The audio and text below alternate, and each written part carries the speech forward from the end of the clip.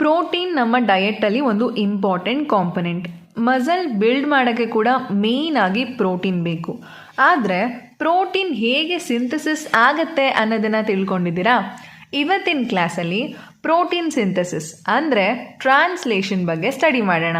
ಟ್ರಾನ್ಸ್ಲೇಷನಲ್ಲಿ ಏನಾಗುತ್ತೆ ಅಂದರೆ with the help of mRNA protein ಸಿಂಥಸಿಸ್ಗೆ ಬೇಕಾಗಿರೋವಂಥ ಕೋಡ್ ಇರುತ್ತೆ.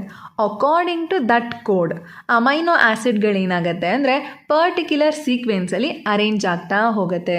ಫೈನಲ್ ಆಗಿ ಒಂದು ಪರ್ಟಿಕ್ಯುಲರ್ ಪ್ರೋಟೀನ್ನ ಸಿಂಥಸೈಸ್ ಮಾಡಿಕೊಡತ್ತೆ.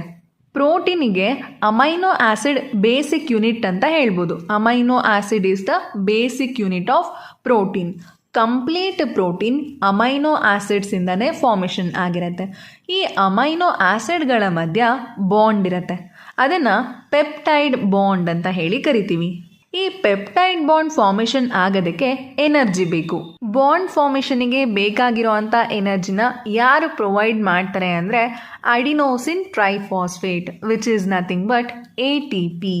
tRNA ಅಮೈನೋ ಆ್ಯಸಿಡನ್ನು ಕ್ಯಾರಿ ಮಾಡ್ಕೊಂಡು ಬರುತ್ತೆ ಅಲ್ವಾ?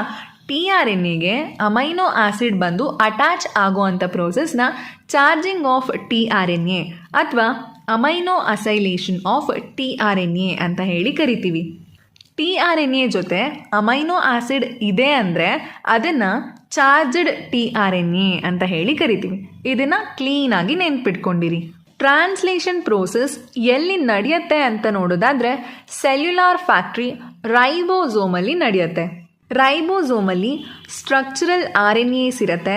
ಹಾಗೆ 80 ಡಿಫ್ರೆಂಟ್ ಪ್ರೋಟೀನ್ಸ್ಗಳು ಇನ್ಆಕ್ಟಿವ್ ಸ್ಟೇಟಲ್ಲಿ ಪ್ರೆಸೆಂಟ್ ಇರುತ್ತೆ. ರೈಬೋಸೋಮಲ್ಲಿ 2 ಸಬ್ ಯೂನಿಟ್ಸ್ ಇರುತ್ತೆ. ಒಂದು ಲಾರ್ಜರ್ ಸಬ್ ಯೂನಿಟ್, ಹಾಗೆ ಇನ್ನೊಂದು ಸ್ಮಾಲರ್ ಸಬ್ ಯೂನಿಟ್. ಸ್ಮಾಲರ್ ಸಬ್ ಯೂನಿಟಿಗೆ mRNA ಬಂದು ಅಟ್ಯಾಚ್ ಆಗುತ್ತೆ. ಆವಾಗ ಟ್ರಾನ್ಸ್ಲೇಷನ್ ಪ್ರೋಸೆಸ್ ಸ್ಟಾರ್ಟ್ ಆಗುತ್ತೆ. mRNA ಅಲ್ಲಿ ಪ್ರೋಟೀನ್ನ ಟ್ರಾನ್ಸ್ಲೇಟ್ ಮಾಡೋವಂಥ ರೀಜನ್ ಹಾಗೆ ಪ್ರೋಟೀನ್ನ ಟ್ರಾನ್ಸ್ಲೇಟ್ ಮಾಡದೇ ಇರೋವಂಥ ರೀಜನ್ ಎರಡು ಕೂಡ ಪ್ರೆಸೆಂಟ್ ಇರುತ್ತೆ. ಪ್ರೋಟೀನ್ನ ಟ್ರಾನ್ಸ್ಲೇಟ್ ಮಾಡದೇ ಇರೋವಂಥ ರೀಜನಿಗೆ ಅನ್ಟ್ರಾನ್ಸ್ಲೇಟೆಡ್ ರೀಜನ್ಸ್ UTR ಅಂತ ಹೇಳಿ ಕರಿತೀವಿ. ಅನ್ಟ್ರಾನ್ಸ್ಲೇಟೆಡ್ ರೀಜನ್ ಯಾವುದು ಅಂತ ನೋಡೋದಾದರೆ ಸ್ಟಾರ್ಟ್ ಕೋಡಾನ್ ಹಾಗೆ ಸ್ಟಾಪ್ ಕೋಡಾನ್. ಇದೆರಡು ಕೂಡ ಪ್ರೋಟೀನ್ ಸಿಂಥಸಿಸಲ್ಲಿ ಇನ್ವಾಲ್ವ್ ಆಗಿರೋದಿಲ್ಲ. ಇದೆರಡರ ಮಧ್ಯ ಟ್ರಾನ್ಸ್ಲೇಟಿಂಗ್ ರೀಜನ್ ಪ್ರೆಸೆಂಟ್ ಇರುತ್ತೆ. ಅದೇನು ಮಾಡುತ್ತೆ ಅಂದರೆ ಅಮೈನೋ ಆ್ಯಸಿಡ್ಗಳನ್ನೆಲ್ಲ ಜಾಯಿನ್ ಮಾಡಿ ಪ್ರೋಟೀನ್ನ ಫಾರ್ಮೇಷನ್ ಮಾಡಿಕೊಡತ್ತೆ.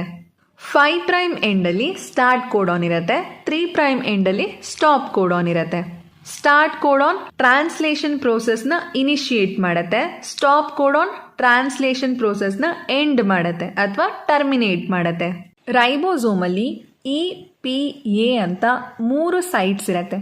E ಅಂದರೆ ಎಕ್ಸಿಟ್ ಸೈಟ್, P ಅಂದರೆ ಪೆಪ್ಟಿಡೈಲ್ ಸೈಟ್, A ಅಂದರೆ amino acetyl site. Next ಇನಿಷಿಯೇಟರ್ tRNA mRNAಯಲ್ಲಿ ಇರೋ ಇನಿಷಿಯೇಟರ್ ಕೋಡಾನಿಗೆ ಅಟ್ಯಾಚ್ ಆಗುತ್ತೆ. mRNAಯಲ್ಲಿ ಇರೋವಂಥ ಕೋಡಾನ್ಸ್ಗಳಿಗೆ ಕಾಂಪ್ಲಿಮೆಂಟ್ರಿ ಆಗಿರೋವಂಥ ನೈಟ್ರೋಜಿನಸ್ ಬೇಸಸ್ tRNAಗಳಲ್ಲಿ ಪ್ರೆಸೆಂಟ್ ಇರುತ್ತೆ. ಅದನ್ನು ಆ್ಯಂಟಿ ಕೋಡಾನ್ಸ್ ಅಂತ ಹೇಳಿ ಕರಿತೀವಿ. ನೆಕ್ಸ್ಟು ಇನ್ನೊಂದು tRNA ಬಂದು mRNAಯಲ್ಲಿರೋ ಕೋಡಾನಿಗೆ ಅಟ್ಯಾಚ್ ಆಗುತ್ತೆ. ಇವಾಗ ಇಲ್ಲಿ 2 ಚಾರ್ಜಡ್ tRNAಗಳು ಪ್ರೆಸೆಂಟ್ ಇದೆ. ಯಾವಾಗ 2 ಚಾರ್ಜಡ್ tRNAಗಳು ಹತ್ರ ಬರುತ್ತೆ ಆವಾಗ ಅದೆರಡರ ಮಧ್ಯ ಅಂದರೆ ಆ tRNA ಮೇಲಿರುವಂಥ ಅಮೈನೋ ಆ್ಯಸಿಡ್ಗಳ ಮಧ್ಯ ಪೆಪ್ಟೈಡ್ ಬಾಂಡ್ ಫಾರ್ಮೇಷನ್ ಆಗುತ್ತೆ.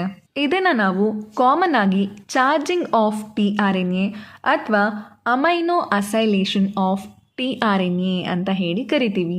ಪೆಪ್ಟೈಡ್ ಬಾಂಡ್ ಫಾರ್ಮೇಷನ್ ಆದಮೇಲೆ ಇನಿಷಿಯೇಟರ್ tRNA ಎಕ್ಸಿಟ್ ಆಗುತ್ತೆ. ರೈಬೋಸೋಮ್ ಮುಂದೆ ಮೂವ್ ಆಗ್ತಾ ಹೋಗುತ್ತೆ. ನೆಕ್ಸ್ಟು ಇನ್ನೊಂದು tRNA ಬರುತ್ತೆ. ಅದು mRNA ಮೇಲಿರೋವಂಥ ಕೋಡಾನಿಗೆ ಅಟ್ಯಾಚ್ ಆಗತ್ತೆ. ಈಗ ಇದೆರಡು tRNAಗಳಲ್ಲಿ ಇರೋವಂಥ ಅಮೈನೋ ಆ್ಯಸಿಡ್ಸ್ಗಳ ಮಧ್ಯ ಪೆಪ್ಟೈಡ್ ಬಾಂಡ್ ಫಾರ್ಮೇಷನ್ ಆಗತ್ತೆ. ನೆಕ್ಸ್ಟು ಆರೆಂಜ್ ಕಲರ್ ಅಮೈನೋ ಆ್ಯಸಿಡ್ನ ಕ್ಯಾರಿ ಮಾಡ್ಕೊಂಡು ಬಂದಿತ್ತಲ್ಲ tRNA, ಅದು ಎಕ್ಸಿಟ್ ಆಗುತ್ತೆ. ಎಕ್ಸಿಟ್ ಆದಮೇಲೆ ನೆಕ್ಸ್ಟು ಇನ್ನೊಂದು ಹೊಸ tRNA ಬಂದು mRNAಗೆ ಅಟ್ಯಾಚ್ ಆಗುತ್ತೆ. ಇದೇ ರೀತಿ ಪ್ರೋಸೆಸ್ ಕಂಟಿನ್ಯೂ ಆಗ್ತಾ ಹೋಗುತ್ತೆ.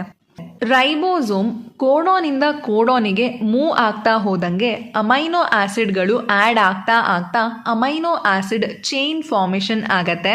ಯಾವಾಗ ರೈಬೋಸೋಮ್ ಸ್ಟಾಪ್ ಕೋಡಾನ್ ರೀಜನ್ಗೆ ರೀಚ್ ಆಗತ್ತೆ ಆವಾಗ ಟ್ರಾನ್ಸ್ಲೇಷನ್ ಪ್ರೋಸೆಸ್ ಟರ್ಮಿನೇಟ್ ಆಗತ್ತೆ. ರೈಬೋಸೋಮಿಂದ ಕಂಪ್ಲೀಟ್ಲಿ ಫಾರ್ಮೇಷನ್ ಆಗಿರೋ ಪ್ರೋಟೀನ್ ರಿಲೀಸ್ ಆಗತ್ತೆ.